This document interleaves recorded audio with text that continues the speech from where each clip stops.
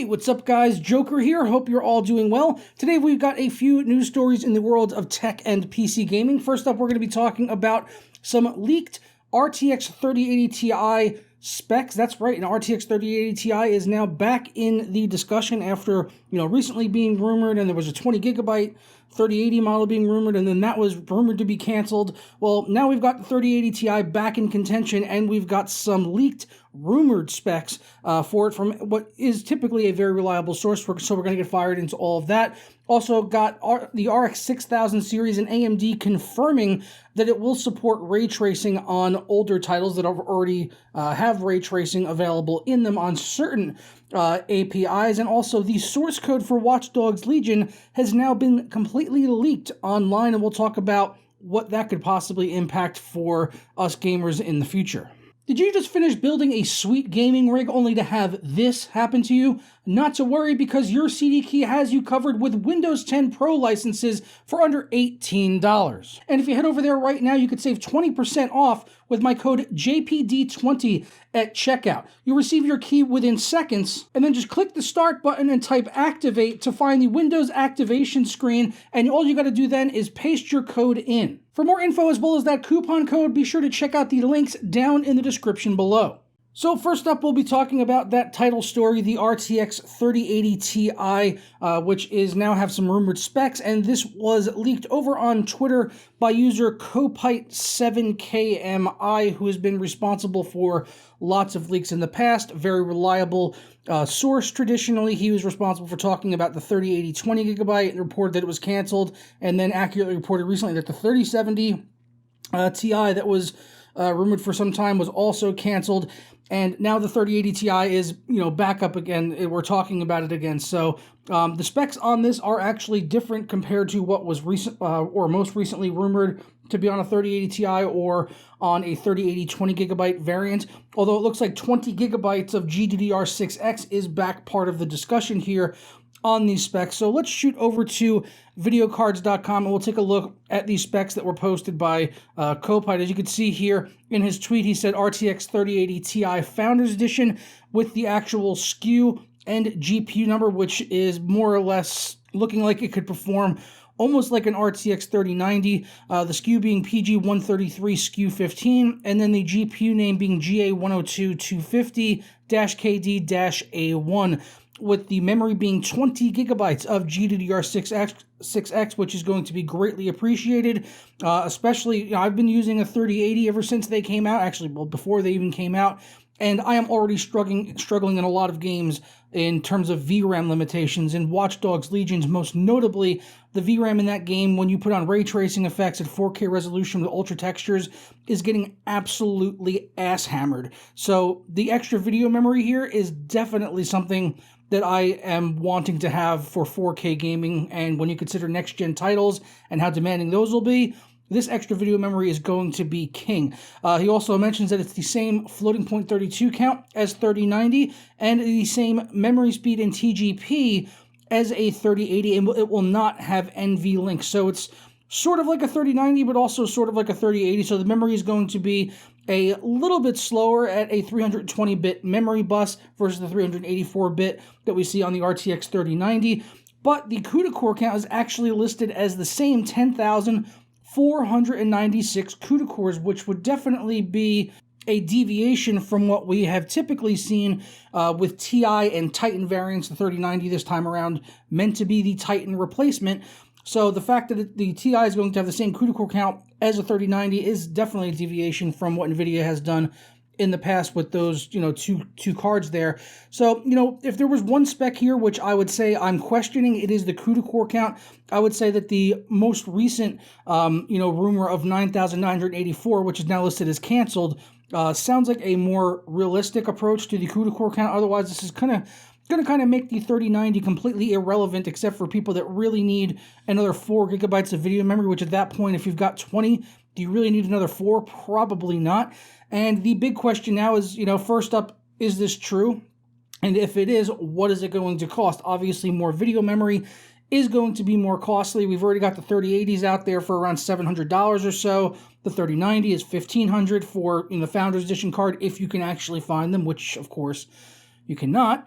So I would have to say that this is probably going to end up somewhere in the middle around $1,000, which would make the most sense, because why would they even be putting out one of these cards if not to counteract the effect of the 6900 XT from AMD, which I think took everyone by surprise, that the fact that they are competing with NVIDIA's top-end SKU just a couple months after it came out. AMD does not traditionally do that, or at least they have not for several years now, and AMD has been playing catch-up for years, and, you know, they would come out with a card like a year after NVIDIA and basically just be catching up to their performance, whereas now these cards are almost coming out within the same, like, 90-day period, and they are going to be going head-to-head in terms of performance, at least if AMD's numbers prove to be true. So a 3080 Ti only makes sense if they're making it to compete with the 6900 XT, which is going to cost $999, according to Lisa Su, depending on pricing and availability of aftermarket cards and all that stuff.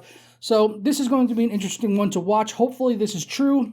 Fingers crossed, as I would love to see a 20 gigabyte model of this card and also see what it could do against the 6900 XT. This is going to be good for competition, driving prices down. We're already seeing it here. So I'm definitely excited to see this one. We talked about the 6900 XT, so we're going to keep going along with talking about AMD and RDNA 2 Big Navi, which is going to support ray tracing at a hardware level on these new graphics cards, the three SKUs, the 6800, 6800 XT, and 6900 XT respectively. But one of the questions, you know, kind of up in the air was it going to support ray tracing on, you know, previous existing titles? And AMD has now confirmed that it will, at least on APIs that they support. So if it's a specific NVIDIA one, the examples that they had given was Quake 2 and Wolfenstein Youngblood, which are using NVIDIA RTX basically.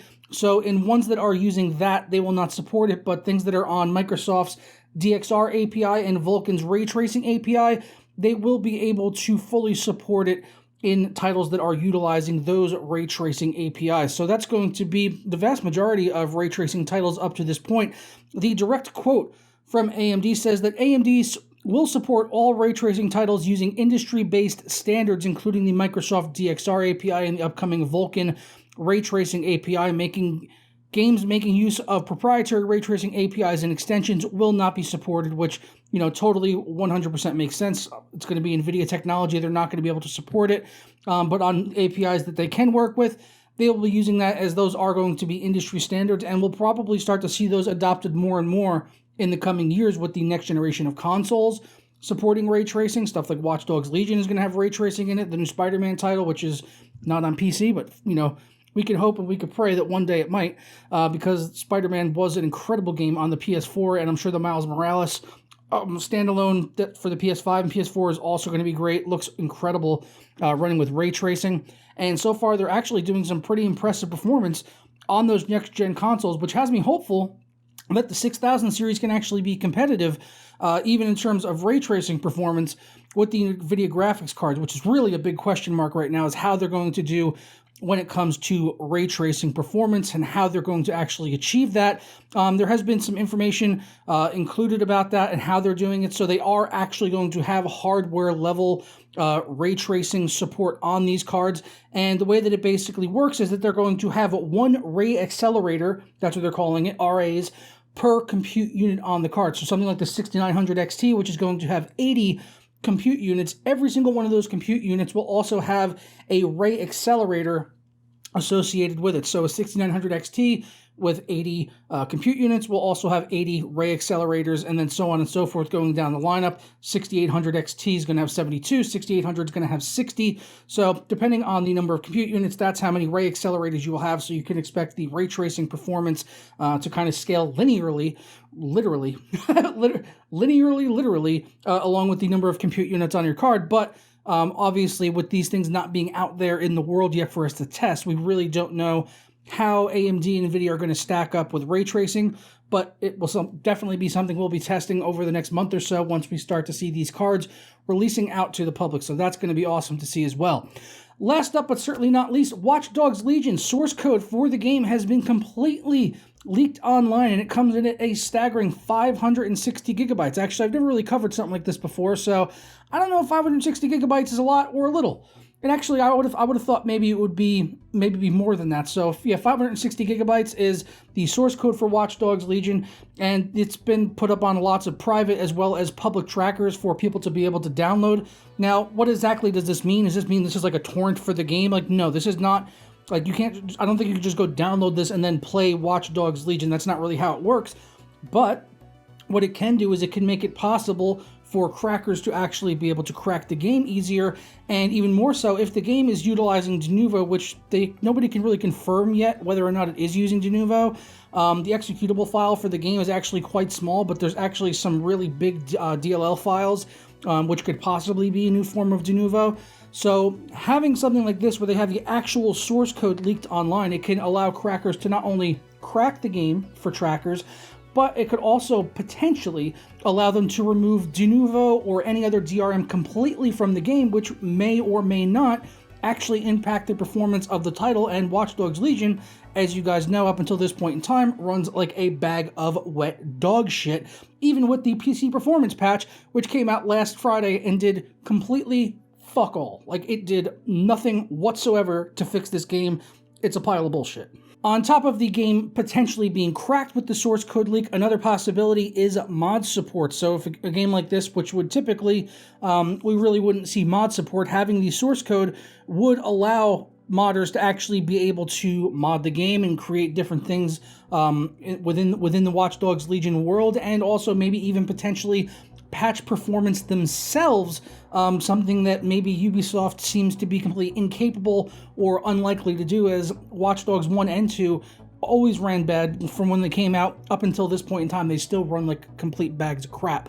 So I don't really have much hope for Watch Dogs Legion being fixed entirely by Ubisoft anytime soon. So the fact that the source code is out there, and it means that third-party, people, and people much smarter than myself, could actually go in there and manipulate the files to maybe make the game run better, is definitely a good sign. And hopefully they can show up these developers and prove once again that the modding community, much like in the past, has traditionally been more competent than the developers actually making the games themselves, which is kind of sad and pathetic, but hey, that is what it is. This is why I love being a PC gamer, because if the developers won't fix it, a lot of the times the gamers will fix it themselves. So, very exciting to see that and discuss all of these rumors and everything with you guys here today. Hopefully you enjoyed this video or found it informative. If you learned anything new, leave a thumbs up on it, subscribe if you're not already.